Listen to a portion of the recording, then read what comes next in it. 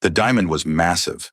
Nia Carter stared at the wedding ring on her finger, her head pounding like someone had used her skull as a drum. This wasn't her ring.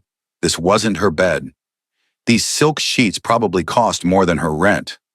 Where the hell was she? She sat up too fast. The room spun. Luxury penthouse. Floor-to-ceiling windows overlooking Seoul. Modern furniture that screamed old money. And beside the bed, expensive men's clothes draped over a chair. Someone else's clothes. Panic seized her throat. She looked down. She was wearing a white silk nightgown she'd never seen before. Her last memory was having drinks with her roommate Keisha at a club in Gangnam. Everything after that? Black. The bedroom door opened. A man walked in. Tall, sharp suit, devastating face, and eyes cold as winter. He carried a coffee cup like he owned the world. Probably because he did. "You're awake," he said in perfect English. "Good. We need to talk about our marriage." "Our what?" Nia's voice cracked. He held up his left hand. Matching wedding band. Platinum. Expensive and real. "Welcome home, wife. I'm Kang Min-seok, and according to this," he pulled out a marriage certificate. "You're now Mrs. Kang." Nia's heart hammered against her ribs. "This is insane. I don't know you. I would never." "Yet you did." Min-seok placed the coffee on the nightstand and sat on the edge of the bed. Too close and too calm. Like this was normal. "Last night at Club Azure, you were drunk. You approached me, begged me to marry you to avoid deportation, offered me anything. So I said yes. That's impossible. I'm not getting deported. My student visa is valid for another year." "Was valid." He pulled out his phone, showing her an official email. "Your university expelled you yesterday for academic misconduct. Plagiarism on your thesis. Your visa was revoked effective immediately. You have 72 hours to leave Korea." The room tilted. "I didn't plagiarize anything." "I know." His smile was razor sharp. "I made sure of it. The plagiarism, the expulsion, and the visa cancellation, all me." Nia's blood turned to ice. "Why would you do that?" "Because I needed a wife fast. My grandfather's will stipulates I must be married by my 30th birthday to inherit his company. That's today. You were desperate. I was desperate, and we made a deal." "I don't remember any deal," she cried. "You were quite enthusiastic about it, actually." He showed her a video on his phone. Drunk Nia, laughing, signing papers, putting on the ring. "See? Completely consensual." Nia wanted to vomit. "You took advantage of me," she said. "I gave you an option. Marry me and stay in Korea with a full scholarship reinstated, or get deported back to Atlanta with nothing." Min-seok stood, adjusting his cufflinks. "You chose to stay. Now you're my wife for 1 year. After that, we divorce, you get your degree, and 5 million won. Everyone wins." "What if I refuse and if I go to the police?" His eyes turned arctic. "Then I'll make sure you're not just deported. I'll destroy your reputation so thoroughly, no university in the world will accept you. Your choice, Mrs. Kang." Nia spent the first day locked in the penthouse, testing every door, every window, all secured. Min-seok had left for work with a simple warning. "Don't try to leave. My security will stop you, painfully if necessary." She wasn't just married to a stranger. She was imprisoned by one. The penthouse was obscene. 4 bedrooms, a private gym, an office bigger than her old apartment. Everything screamed wealth and control. She found his study and rifled through papers. Kang Min-seok, CEO of Kang Industries, worth billions, known for hostile takeovers and ruthless business tactics. Magazines called him Korea's Ice Prince. Great. She'd married a sociopath. Her phone was gone and confiscated, but she found a laptop. She tried emailing her roommate, but it was blocked. Social media? Access denied. He'd isolated her completely. At 8 p.m., Min-seok returned. He found her in the kitchen, furiously making ramyeon because the chef he'd hired tried to cook for her, and she'd screamed at him to leave. "Comfortable?" Min-seok asked, loosening his tie. "Go to hell!" she shouted. "Already there. Marriage, remember?" He actually smirked. Then his expression hardened. "Tomorrow we're attending my grandfather's birthday gala. You'll smile, play the loving wife, convince my family this is real. Can you do that, or do I need to motivate you?" "How exactly would you motivate me?" He stepped closer, dangerous and controlled. "Your mother in Atlanta, Jennifer Carter, nurse at Grady Memorial Hospital. Your little brother Marcus, freshman at Morehouse. It would be unfortunate if something happened to their finances and their safety. Nia's hands clenched into fists. You threaten my family and I will kill you in your sleep. That's the fire I was looking for. Minseok smiled coldly. Good. You'll need that tomorrow. My families are sharks. Show weakness and they'll tear you apart. The Kang family estate was a mansion straight out of a historical drama. Old money, old power, old traditions that probably included arranged marriages and bloodline purity. Nia felt every judgmental eye on her the moment she stepped out of the Rolls-Royce in her borrowed designer gown. Min Seok's hand rested possessively on her lower back. Smile, he whispered. You're madly in love with me. I'm madly planning your murder, she replied. That's my girl.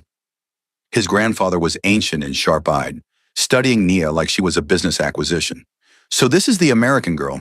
You work fast, Min Seok. When I see what I want, I take it. Min Seok pulled Nia closer, his lips brushing her temple in a gesture that looked affectionate, but felt like ownership. Isn't that right, darling? Nia's smile was poison-sweet. He swept me off my feet. I never stood a chance. The old man's eyes gleamed with something calculating. Good. The company needs strong leadership. Min Seok's brother was always too soft, too emotional. But you, he looked at Min Seok with approval. You understand that power requires sacrifice. Brother? Min Seok had a brother? Before she could ask, a commotion erupted at the entrance. A man stormed in, same sharp features as Min Seok, but warmer eyes, dressed more casually and furious. You actually did it, the man snarled at Min Seok. You married a stranger just to steal my inheritance. I married for love, Hyung. Min Seok's smile was vicious. You should try it sometime. The brother's eyes landed on Nia, and something shifted in his expression. Recognition? Sympathy? Does she even know what you are? What you've done? Careful, Min Seok warned, but his brother ignored him, stepping toward Nia. I'm Kang Tae-hyun, and my brother is a monster. Whatever he's holding over you, I can help. Min Seok moved fast, grabbing his brother's collar. Touch her, speak to her, even look at her again, and I'll ruin you. Security stepped in, pulling them apart. But the damage was done. Everyone was staring, and Nia realized this wasn't just about marriage or inheritance. This was war. That night, Nia couldn't sleep. Min Seok had gone to his study after the gala, leaving her alone in the massive bedroom. She'd changed into comfortable clothes and was staring out at Seoul's glittering skyline when her phone buzzed. Wait, her phone? She thought Min Seok confiscated it. She found a new phone on the nightstand with a single message from an unknown number. Rooftop, 10 minutes, come alone. Tae-cho, Tae-hyun, Min Seok's brother. Every instinct screamed trap, but desperation made her stupid. She grabbed a jacket and slipped out, taking the private elevator to the rooftop garden. Tae-hyun was waiting by the edge, hands in his pockets, looking nothing like the angry man from the gala. Now he just looked sad. You came, he said softly. You have 5 minutes before I scream for security. Min Seok doesn't have security watching you up here. He thinks you're too scared to run. Tae-hyun turned to face her. Are you? Scared. Terrified. She replied, Your brother threatened my family. That sounds like him. Tae-hyun sighed. Let me guess. Forced marriage? 1-year contract? Threatened deportation and worse if you refuse? How did you? Because he did the same thing to his last wife, before she disappeared. Nia's blood froze. Disappeared? 3 years ago, Min Seok married a Japanese woman under similar circumstances. Contract marriage for the inheritance. But 6 months in, she tried to run. The police found her car at the bottom of a cliff. They ruled it suicide. But I know my brother. Tae-hyun's eyes were haunted. He doesn't let go of things that belong to him. Oh God! Nia's legs felt weak. I'm telling you this because you seem different. You have fire. But fire won't save you from Min Seok. Nothing will. Tae-hyun handed her a business card. This is my lawyer. When you're ready to run, and you will need to run, call him. He can get you out of Korea safely. Why are you helping me? Because someone should have helped her.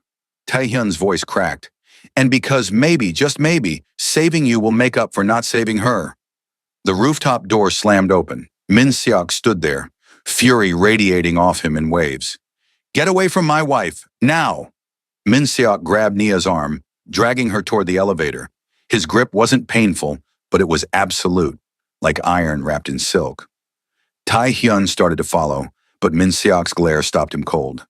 "This isn't over," Tai Hyun called out. "It is for you." Inside the penthouse, Min Seok released her and paced like a caged predator. "What did he tell you?" "That you're a monster, that your last wife died suspiciously, that I should run while I still can." Nia crossed her arms, refusing to show fear. "Is any of that true? Hana's death was investigated. Suicide. Case closed." Min Seok poured himself whiskey, his back to her. But Tai Hyun never accepted it. He loved her, you see, was going to propose. "Then I married her first." "You stole your brother's fiancée?" "I saved the company. She was already engaged to someone else. An arranged marriage her family demanded. She would have been miserable. I offered her an out." His voice was flat, emotionless. "She took it, then regretted it." "Did you kill her?" Nia had to know. Min Seok turned slowly, and for the first time, she saw something crack in his ice-cold exterior. Pain. Real and raw pain. "No, but I might as well have. I was cruel and controlling. I treated her like a business transaction because that's all I know how to do. And when she couldn't take it anymore," he drained his glass, "she drove off that cliff herself." The admission hung between them. Nia should have felt vindicated, should have run screaming. But instead, she saw something she hadn't expected in this cold, calculating man. "Why me?" Nia asked quietly. "Why trap another woman in the same nightmare?" "Because I'm a monster, Nia, just like Taehyun said. And monsters don't change." Min Seok's eyes met hers. "But I promise you this. Survive the year, and you'll walk away with everything I promised. Your freedom, your future. Just don't make me care about you, because people I care about don't survive me." 3 weeks passed. Nia and Min Seok existed in cold cohabitation, separate bedrooms, minimal conversation, a marriage that was all performance and no substance. He worked 18-hour days. She studied for classes she'd been quietly reinstated in. They were strangers sharing a prison. But something was changing. Small things. Min Seok started coming home earlier, asking about her day. Nia found herself cooking extra food, leaving plates for him in the kitchen. They'd eat in silence, but it wasn't hostile anymore. Just quiet.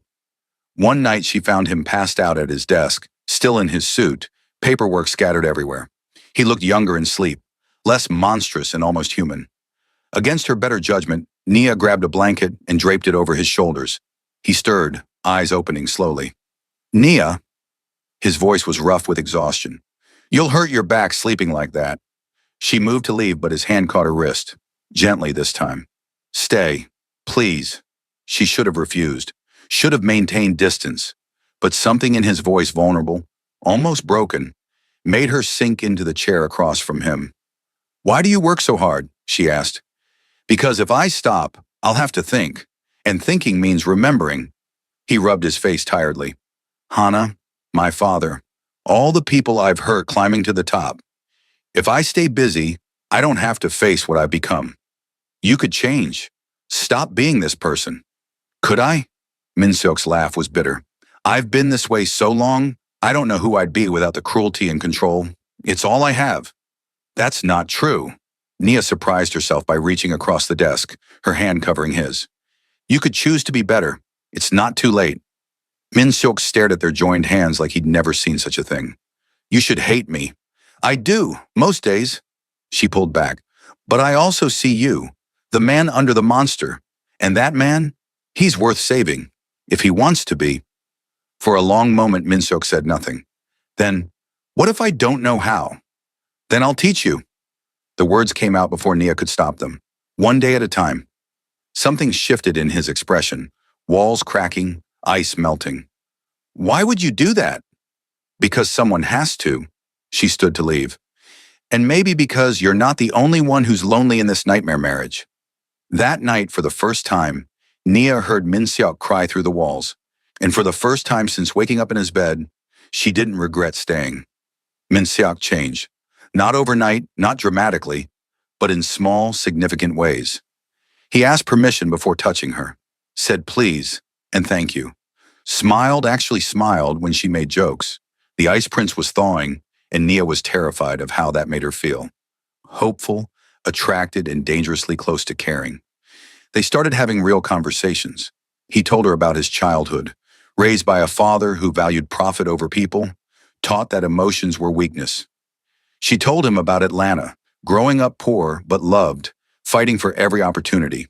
They were opposites, but somehow that made sense. One evening they cooked together. Min Seok was hilariously bad at it, burning rice and nearly setting off the fire alarm. Nia laughed so hard she cried, and he stared at her like she was the most beautiful thing he'd ever seen. "What?" she asked, self-conscious. "I've never heard you laugh before." "Not really." He moved closer, flower somehow in his hair. "It's nice. Don't get used to it." But she was smiling. "Too late." His hand came up, tucking a curl behind her ear. The gesture was so gentle, so unlike the man who'd threatened her family, that Nia's breath caught. "Min Seok. I know. This is insane. I trapped you, forced you. I'm the villain in this story." His thumb traced her cheekbone. "But God help me, Nia. I'm falling for you, and I don't know how to stop." She should have stepped back, should have reminded him this was fake, temporary, a business transaction with an expiration date. But when he leaned in, asking with his eyes if this was okay, Nia closed the distance. The kiss was soft, tentative and nothing like she'd expected from a man known for taking what he wanted. He kissed her like she was precious, like she had the power to break him. When they pulled apart, Min Seok's eyes were bright with something that looked like hope. "This is a terrible idea," Nia whispered. "The worst," he agreed. "We'll regret it." Probably. But when he kissed her again, neither of them cared about consequences. Only this. Two broken people finding something beautiful in the wreckage. For 2 blissful weeks, Nia let herself believe in fairy tales. Min Seok was attentive, affectionate, everything she'd never known she wanted. He took her to private restaurants, held her hand like it was natural, told her about his dreams of running the company differently, ethically, compassionately. The man she was falling for wasn't the monster from that first morning. Then she found the documents. She wasn't snooping. The envelope had her name on it, sitting on Min Seok's desk.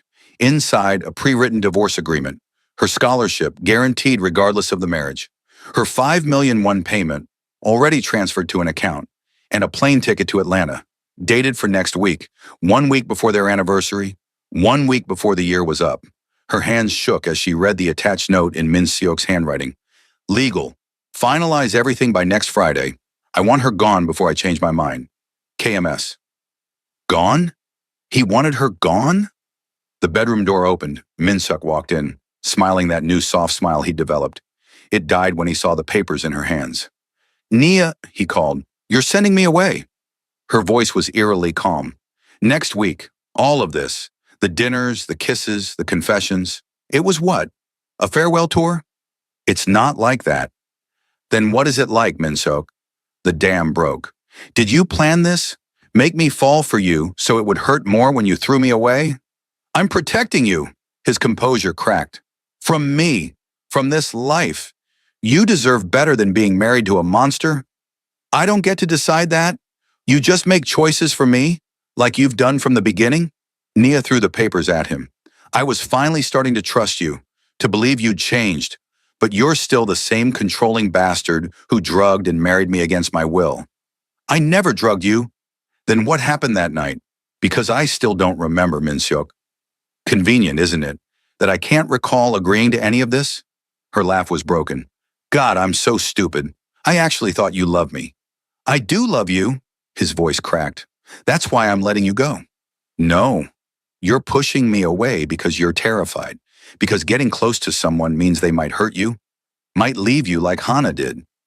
Nia grabbed her jacket. "Well, congratulations. You got your wish. I'm leaving." "Where are you going?" he asked.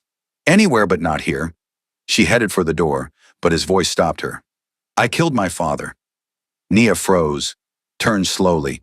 Min Seok stood in the middle of the room, looking more broken than she'd ever seen him. "What?" "My father. I killed him." Min Seok's hands shook. "Not directly, but I knew he was sick, knew he needed treatment, and I withheld it. Let him suffer, because I wanted the company, wanted the power." His eyes met hers, full of self-loathing. "He died calling me a monster, and he was right." "Min Seok?" "Hannah found out. That's why she ran. Why she chose death over staying with me." because she realized what I was capable of. He moved toward Nia, desperate now.